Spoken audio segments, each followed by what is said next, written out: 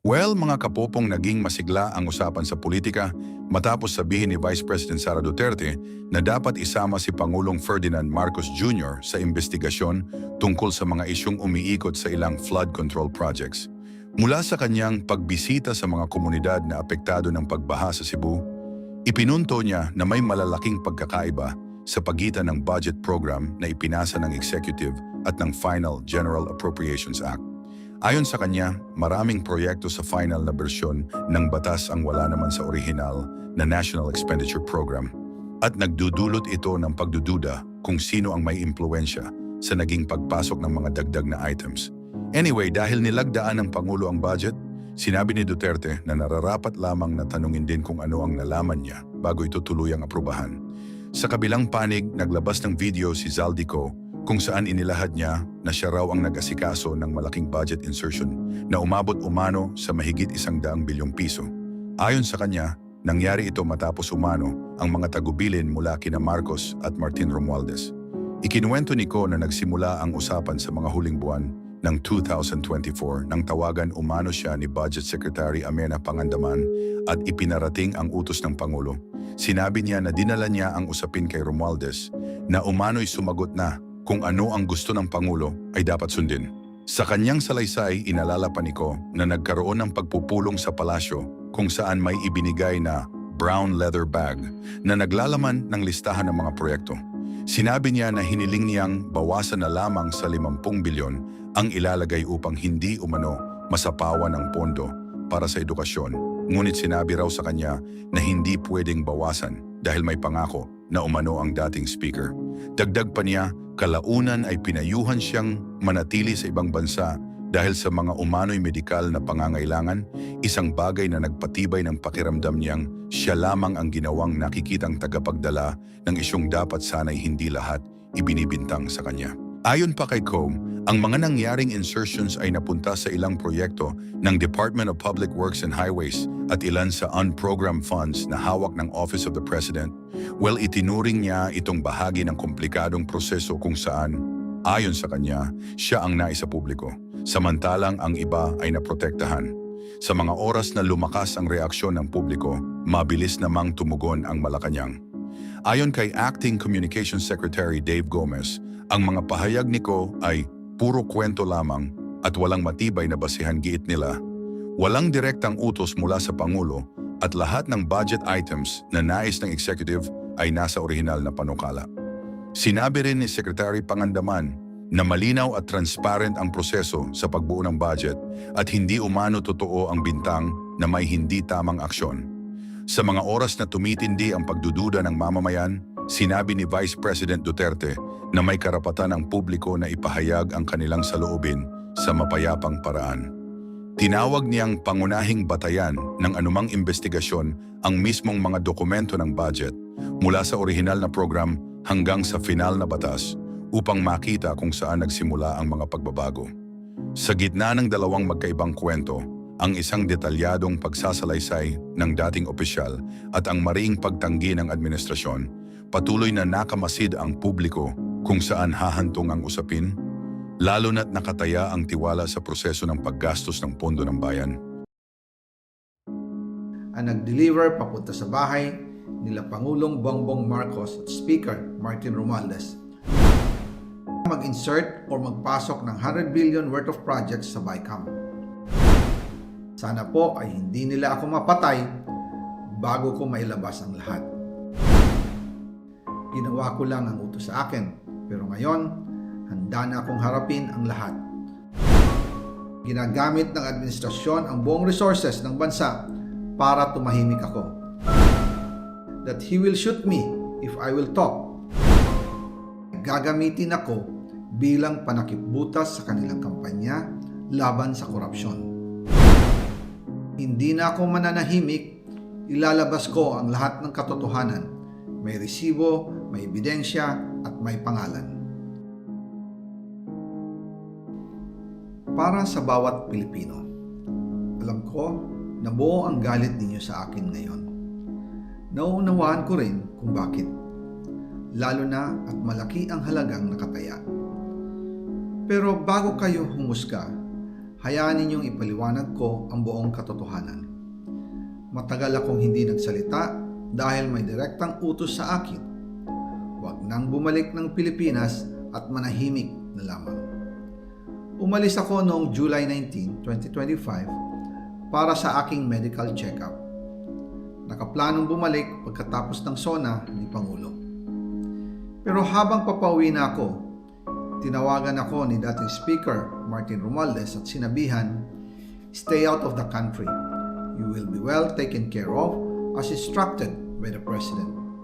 Noon naniniwala pa ako sa kanila, kaya't hindi ako bumalik. Tumikom ang aking bibig, sumunod ako, pero ang hindi ko alam, ang ibig pala nilang sabihin sa aalagaan ka namin ay gagamitin ako bilang panakipbutas sa kanilang kampanya laban sa korupsyon. Ginawa nila akong poster boy ng kanilang sariling kasinungalingan. Ngayon, hindi na ako mananahimik, ilalabas ko ang lahat ng katotohanan. May resibo, may ebidensya, at may pangalan.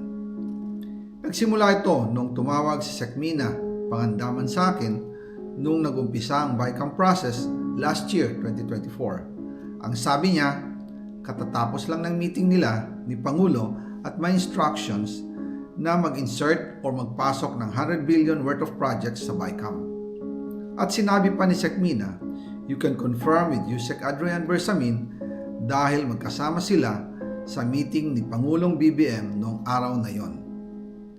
Tinawagan ko po agad si Yusek Adrian Bersamin at tinanong ko kung may instruction nga ba ang Pangulo na magpasok ng 100 billion during their meeting. Ang sabi niya ay totoo nga po. Right after our conversation, tinawagan ko po si dating Speaker Martin Romualdez at nireport ko ang instructions ng Presidente to insert the 100 billion projects. At sinabi niya sa akin, what the President wants, he gets. After ng ilang araw, nag-set po ng meeting si Sekmina Pangandaman at Yusek Adrian Bersamin sa amin ni dating Speaker Martin Romualdez sa Aguado Building in front of Gate 4 ng Malacanang at nandun din po si Yusek Jojo Cadiz. During the meeting, binigay po ni Yusek Adrian Bersamin ang listahan na worth 100 billion. Tinanong ko po si Yusek Adrian kung saan galing ang listahan.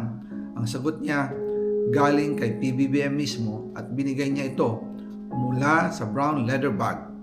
Nung sinabi po ni Yusek Adrian Bersamin yung brown leather bag, naalala ko noong nasa Singapore kami right after the elections of May 2022 sa Hilton Hotel, kami ni dating Speaker Martin and PBBM habang pauwi at pabalik ng Pilipinas, hinabol ng PSG ang brown leather bag at ang sabi ni PBBM, maiwan na lahat, wag lang ang brown leather bag. Kaya naniwala ako na utos talaga ito ng Pangulo. Pagkatapos ng ilang araw, I informed sina dating Speaker Martin Romualdez, Sekmina Pangandaman, Yusek Adrian Bersamin, and Yusek Jojo Cadiz na kung pwede 50 billion lang ang ipasok sa program funds dahil sa sobra ang DPWH funds versus sa DepEd. In practice, hindi pwede na mas malaki ang budget ng DPWH kaysa edukasyon. And yung balance na 50 billion, ilagay na lang sa program funds for the 2025 budget. Dahil Office of the President din ang nagre-release ng lahat ng unprogram funds. Pagkatapos ng isang araw, tinawagan ako ni Sekmina at sinabi ang mensahe ng Pangulo, ipasok ninyo yan dahil pinangako na sa akin ni Speaker Martin yan at hindi na pwedeng baguhin. Kumbaga, ang utos ng hari hindi pwedeng mabali. Again, I informed the Speaker and asked clearance about the instructions ng Pangulo. At ang sabi niya, wala tayong magagawa. Kaya po nagtataka ako kung bakit sinasabi ni Pangulo na hindi niya makilala ang budget, samantalang lahat na binawas at dinagdag sa mga ahensya ng gobyerno ay humihingi ng approval sa kanya si Sekmina Pangandaman. Mr. President, nabanggit nyo yung sa presentation, meron ng mga nasampahang kaso at ang hinihintay po talaga ng taong bayan, merong makulong. Ang tanong ko po, Mr. President, kailan po kaya mangyayari na may makukulong At kailan po ito? Palagay ko, hindi palagay ko, alam ko, bago magpasko, marami dito sa napangalanan dito ay palagay ko nasa matatapos na yung kaso nila, buo na yung kaso, makukulong na sila. Wala silang Merry Christmas. Before Christmas, makukulong na sila. Mr. President, at nabanggit niyo rin po kanina yung kinakailangan babawi natin kung ano man yung halaga na nanakaw nila sa taong bayan. Meron po tayong timeline.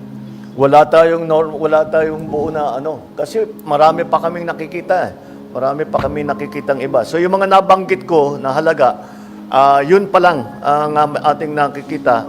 Pero ako, nakakatiyak ako, marami pa tayong mababawi dito. So patuloy namin gagawin yan. Thank you, Mr. President. The next Thank you. question from Kat. Good morning, Mr. President. Sir, you mentioned in the latter part of your speech na tapos na ang maliligayang araw nyo, hahabulin namin kayo. The nation's question is, why is former Congressman Zaldico's passport not yet canceled? And what is the government doing to actually either convince him or force him to return to the Philippines? I think that's best directed at the lawyer because it's a legal answer. And the legal answer is because hindi pa nasampahan ng kaso, therefore the request for the cancellation of his passport cannot yet be made. However, when that time comes, we will immediately cancel his passport. I'm not a lawyer, so I'm not the best person to explain it. But that's the procedure. You have to give grounds for the cancellation of the passport, and those grounds will be based on the cases that will be filed against him. Sir, just a follow-up question on that point. Sir, how convinced are you that Zaldico is the most guilty in this case, or are you somehow amenable to extending an option for him to become a state witness? I'm sorry, extending. An option for him to become a state witness. That option is always there, except for them who are the most guilty. Do you think he is? I don't want. And then pag sinabi ko, sasagutin kita, sasabihin nyo, prejudged. Let the courts do their work. Let the judges do their work. Yun ang sa kanila. Mr. President, one more question, please. While we navigate this corruption scandal, the economy is taking a hit. Yep. The peso hit an all-time low yesterday. Third quarter GDP is at 4%. The stock market is at pandemic levels. What is the plan to recover investor confidence? At ano ho ang plano para sa economic recovery? Well, the reason that we had that is that there really was a downturn in economic activity. You have to remember that it's not only because of these problems.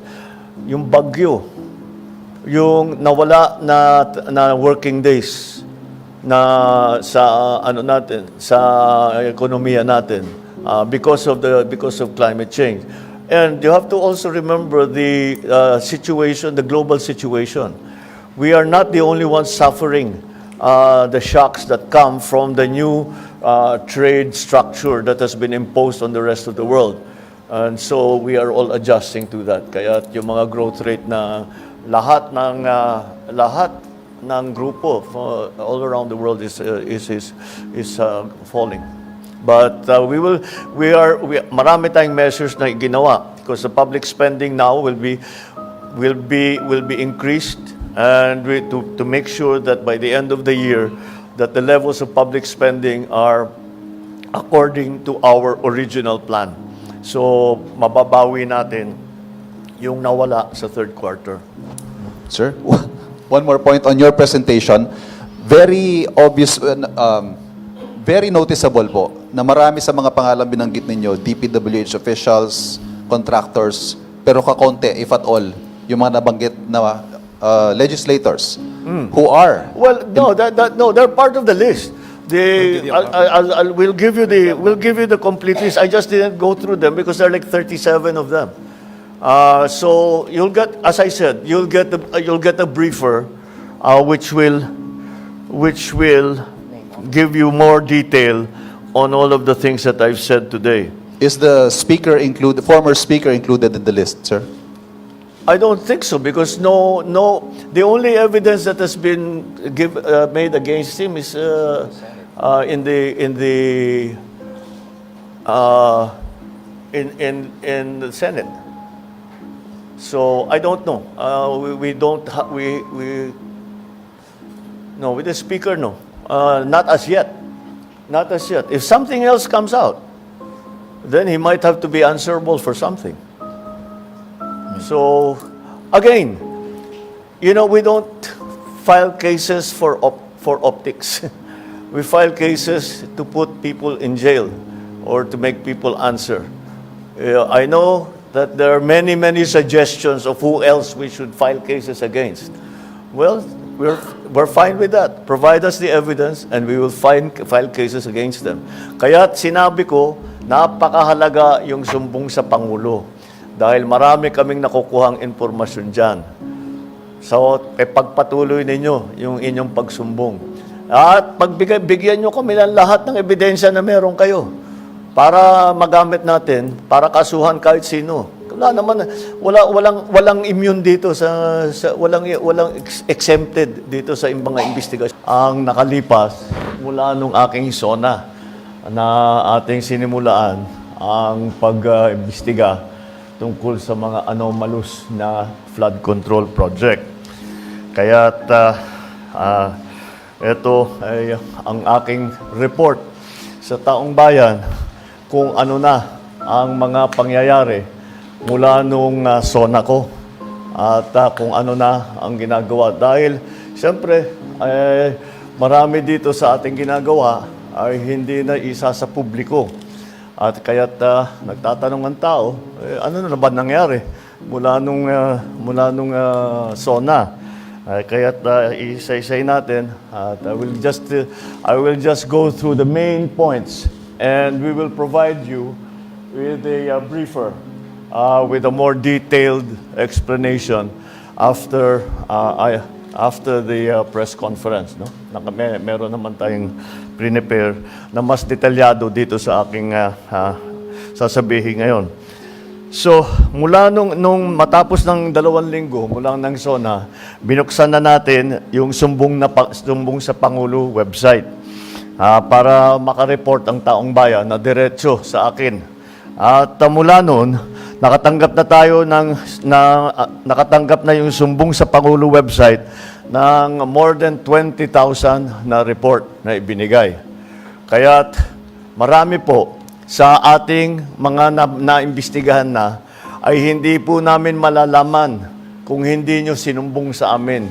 Napakahalaga ng impormasyon na ibinibigay ng taong bayan sa ating pamahalaan na madaming impormasyon na hindi namin makukuha kung hindi sa inyong sumbong. Kaya't ipagpatuloy po ninyo yung inyong pag-report sa amin kapag meron kayong nakita na dapat tignan, dapat imbestigahan, dapat pag-aralan. Noong Agosto ay personal kong na-inspeksyon ang mga iba't ibang flood control project. Napunta ako sa Iloilo, nakapunta ako sa Kalumpit at saka sa Baliwag. At doon maliwanag ay na isang mga halimbawa ng mga flood control project na hindi tinapos o ghost project talaga, hindi man naumpisahan at naging basehan ng ating pagtuloy-tuloy na pag-imbestiga. Noong September 2, nakumpiska ng Bureau of Customs ang 13 luxury vehicle ni Diskaya. At dahil sa irregularity sa importation at sa documentation, itong mga luxury vehicle na ito ay i-auction na. Ang pagkaintindi ko, merong 7 na i-auction next week at saka susunod na yung iba sa susunod na ibang linggo. Sa office naman ng Ombudsman, ano yung ating ginawa para pananagutin itong mga may gumagawa ng kalokohan? Sa office ng Ombudsman, nakapag-refer na ng reklamo ang DPWH. Galing sa DPWH ito noong September 8 dahil sa mga irregularidad sa 5 proyekto base sa Special Audit Report at Fraud Audit Report ng COA. Mula sa ahensya ng DPWH First District Engineering Office, ang mga sangkot dito sina Henry Alcantara, Bryce Hernandez, JP Mendoza, Paul Jason Duya. Ang mga kinatawan naman sa mga kontratista ang kasabwat nila ay sa St. Timothy Construction, Wawaw Builders, at saka Sims Construction Trading. Lahat yung mga pangalan na yan, matagal na nating naririnig. At ngayon ay sila ay napatunayan, nakasabwat dito sa mga ginagawa, sa mga flood control project na hindi tama ang pagka-bid, hindi tama ang pagkakontrata, hindi tama ang pagka-implementasyon, hindi tama ang pagbayad. Isang buwan matapos na malunsad yung website, binuo natin ang Independent Commission for Infrastructure. Dahil nalaman natin matindi ang sistema ng korupsyon, hindi lang sa flood control project, kundi pati rin sa ibang proyektong pang-infrastruktura ng gobyerno, kaya ginawa po natin yung ICI. Yung ICI na yan ay para imbestigahan lahat ng infrastructure projects na kailangan tignan dahil may question kung tama ba ang pagkagawa. At papagpatuloy ng ICI yung kanilang na tuloy-tuloy naman ang trabaho ng ICI. Kung maalala ninyo, ICI is investigative. So tuloy-tuloy ang kanilang investigasyon. Kung ano yung finding nila sa investigasyon nila, ipinapasa nila sa DOJ at saka sa Ombudsman. Sa parehong araw, nagsampa ng kaso ang DPWH sa Ombudsman laban sa 20 opisyal ng DPWH ng Bulacan First District Engineering Office at 5 pribadong individual dahil sa paglabag sa Anti-Graft and Corruption Practices and Corrupt Practices Act, Revised Penal Code at Government Procurement Reform Act. Kasama dyan si Henry Alcantara, Bryce Hernandez, JP Mendoza at ang mag-asawang Diskaya. Mula naman noong September 15 hanggang November 5, ang Anti-Money Laundering Council, yung AMLAC, ay nakakuha ng 7 freeze order mula sa Court of Appeals. Saklaw ng freeze order na ito ang kabuuang halaga ng 6.3 billion pesos. Nagsimula na ang Solgen na magbuo ng forfeiture case para itong 6.3 billion pesos ay mababawi ng pamahalaan at itong perang ninakaw ay maibabalik sa taong bayan. Saklaw ng freeze order ito, 6.3 billion. At noong September 18, nakapag-refer tayo muli sa Office of the Ombudsman ng ikalawang batch ng mga kasong kriminal ukol sa 2 maanomaliang proyekto. Ito ang kinakasangkutan ng 6 na opisyal ng DPWH at 2 pribadong kontratista. Andito yata, these are the cases. No? Mula naman noong September 29 hanggang November 6, nagsumiti na ang ICI sa Office of the Ombudsman ng criminal at administrative cases laban sa 37 individual na konektado sa mga maanomaliang FCPs. Kabilang dito mga kasong graft and corruption, malversation, falsification, plunder, paglabag sa Code of Conduct for Public Officers.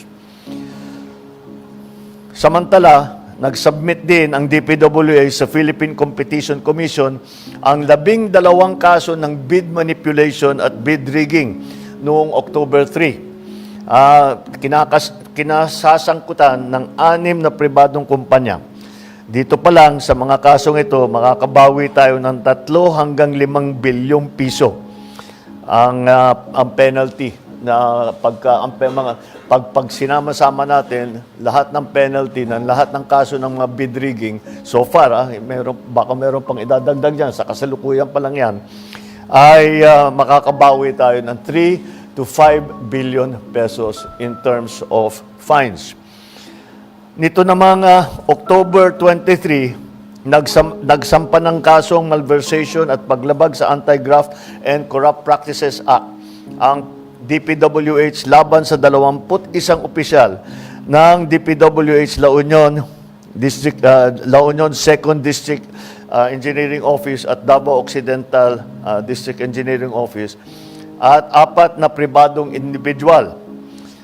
Moises Tabukol ng Silver Wolves Construction Corporation, Alvin Diego ng Silver Wolves Construction Corporation, Maria Roma Angeline Rimando ng St. Timothy Construction Corporation, Cesara Rowena Discaya ng St. Timothy Construction Corporation. Ang sabi ni Ombudsman Remulla ay meron ding person of interest in the person of Congressman Eric Yap na dating Committee on Appropriations Chairman mula 2019 hanggang 2022. Nito namang November, sinampahan ng DPWH ang 6 na kumpanyang ito na 3 kaso ng bid manipulation at bid rigging. Mula naman November 16, nagsampa naman ang Bureau of Internal Revenue, ang BIR natin, ng 10 kaso sa DOJ laban sa mga opisyal ng DPWH at mga kontraktor. Umaabot sa 8.86 billion pesos ang kanilang tax liabilities. Ito ang mga tax ang buwis na hindi nila binayaran at nakita ng BIR upon investigation. At ngayon, nakasuhan ngayon sila upang mabawi ang kanilang utang sa gobyerno dahil sa buwis na hindi nila ibinayad. At siyempre, may mga multa yan dahil sila hindi nagbayad. Ito ay tax liabilities na sangkot sa mga kasong tax evasion at failure to file accurate information. Tinutukan din ng administrasyon ang mga reforma para sa mga ahensya upang matiyak na magagampanan nila ang kanilang mga tungkulin at maiiwasan ang mga anomalya at irregularidad sa mga proyekto. Sa Public Works, sa DPWH, nagpatupad ng blacklisting mula sa mga kontrata ng gobyerno sa lahat ng kontratistang sangkot sa ghost or substandard na mga proyekto. Noong October 23, formal na nakipagtulungan ang ahensya sa AMLAC upang mabantayan at maibalik ang pondo ng bayan na nawala dahil sa korupsyon. Naglabas ito ng special issuance of the construction materials price data noong October 23. Layo nitong pababain ang mga presyo ng mga materyales para sa construction ng mga proyekto ng pamahalaan. Aabot sa 50% ang maibabawas sa presyo upang maiwasan ang overpricing. Dahil talagang titignan natin, market price na ang hindi pwedeng ibahin o baguhin o masyadong malayo sa market price ang mga materyales na ginagamit dito sa mga flood control project at sa mga lahat ng infrastructure project.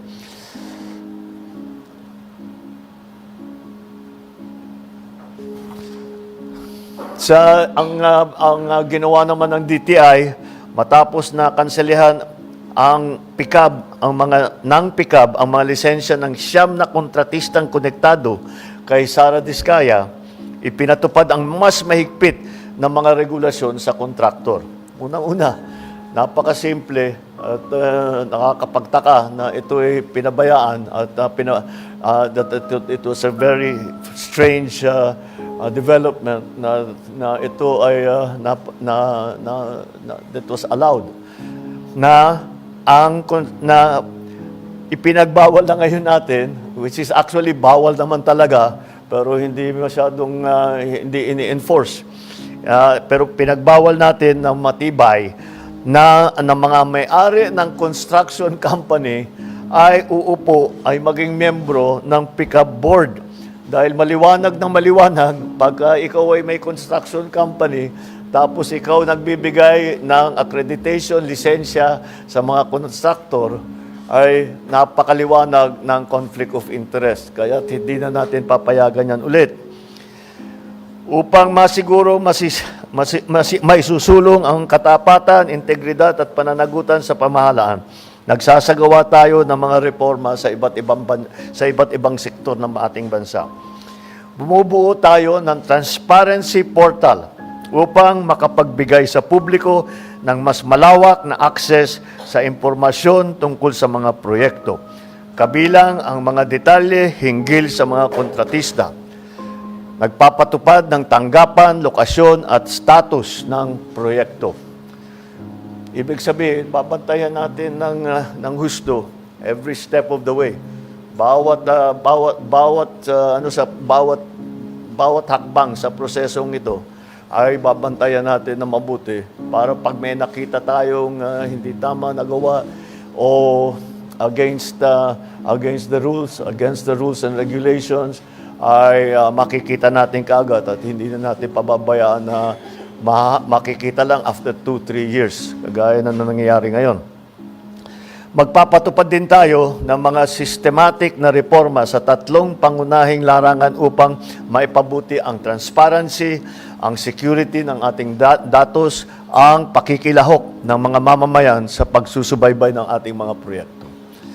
Mga reforma sa design process upang mas mapabuti ang papaplano, maiwasan ang mga risk at masiguro na data-driven ang mga batayan at pagdidisenyo.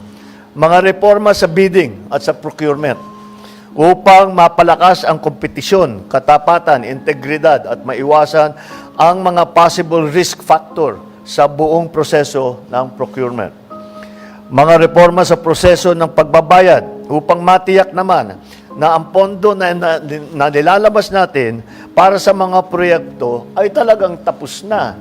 Dahil marami tayong nakita, completed, bayad na, hindi mo naman mahanap yung project, ghost project. O kung may makita kang man project, hindi kumpleto, substandard, kaya patitibayin natin ang proseso para tiyakin natin na lahat ng kontrata ay ma-implement na mabuti.